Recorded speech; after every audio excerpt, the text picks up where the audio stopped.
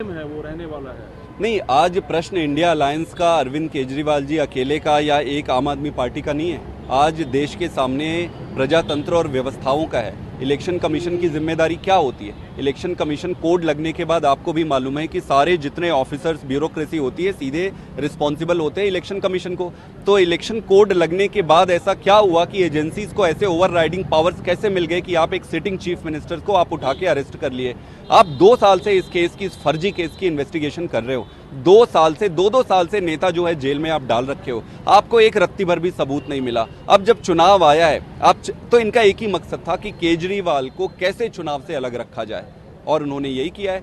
ED आज अपना जो भी मान सम्मान था खो चुकी है, और जिस तरीके से ये काम कर रही है, सारे इनके ऑर्डर भारतीय जनता पार्टी के हेड ऑफिस से आते हैं। लेकिन एक जो सीरियस कंसर्न आप लोगों ने ईसीआई के सामने रखा कि जो सत्तारूढ़ दल है वो बाकी राजनीतिक पार्टियों को समान राजनीतिक अवसर चुनाव लड़ने के लिए नहीं छोड़ रही है, ये कोई साधारण आरोप नहीं है। ये बिल्कुल, ये आरोप है, और ये आरोप नहीं है, सच्चाई है। आप देखेंगे कि पिछले 14-15 ऐसे केसेस आप देख सकते हैं जहां पर इन्होंने ईडी के रेड कराए और पॉलिटिकल यूज करने के लिए अपने में शामिल करा लिए, या फिर उनको जेल में डाल दिए।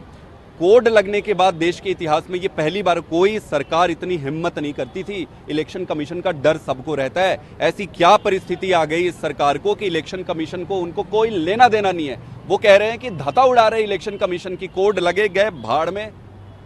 कोड का क्या होता है? भारतीय जनता पार्टी कह रही है भारत के इतिहास में कभी नहीं हुआ है। हम आज इलेक्शन कमीशन से मिलके उनके दायित्वों का उनसे निवेदन किया कि आप अपनी ताकत पहचानिए, आपकी जिम्मेदारी बनती है, देश आपसे प्रश्न पूछेगा। आज किसी और एजेंसी से प्रश्न नहीं पूछेंगे, इलेक्शन कमीशन की जिम्मेदारी बनती है। ईसीआई ने कहा कि हम इस पर देखते हैं और आगे बताएंगे। आम आदमी पार्टी ने दावा किया है कि जो अरविंद केजरीवाल साहब की फैमिली है वो घर में नजरबंद है, कितनी सच्चाई है? कल से मैं खुद और मेरे साथ कई सारे लोग, हम घर में जाकर सारे परिवार वालों से मिलना चाह रहे थे, हमें मिलने नहीं दिया जा रहा था। उनके घर में दूध, फ्रूट्स, वेजिटेबल्स, किसी की सप्लाई सुबह से रोक दी गई थी। जितने एमएलएज और जितने मिलने जाने वाले थे सबको रोक रखे थे। तो एक तरीके से वर्चुअली डिटेन करके रखा था पूरे परिवार वालों को। तो इस पे कोई नई बात नहीं है। भारतीय जनता पार्टी से और कोई उम्मीद नहीं है इस देश को।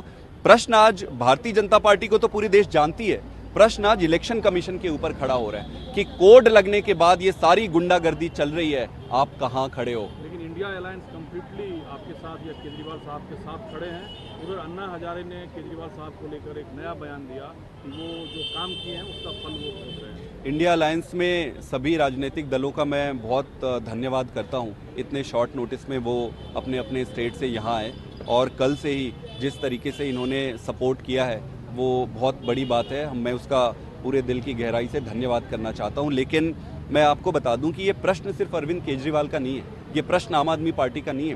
प्रश्न आज देश की प्रजातंत्र का है, प्रश्न आज देश की व्यवस्थाओं का है। और मैं बता दूं कि व्यवस्थाएं बनने में दशकों लगती है, इसको तोड़ने में कुछ क्षण लगते हैं। लेकिन आप तो वॉलंटियर्स बेस्ड पार्टी है, आगे की क्या रणनीति अब है? वॉलंटियर बेस्ड पार्टी है, आगे की रणनीति है चुनाव लड़ेंगे। केजरीवाल जी जेल में है, वो इतने कॉम्पिटेंट है कि जेल में बैठकर भी इनकी नींद चैन हराम कर देंगे। दिल्ली लोकसभा इलेक्शन पर क्या इम्पैक्ट होगा?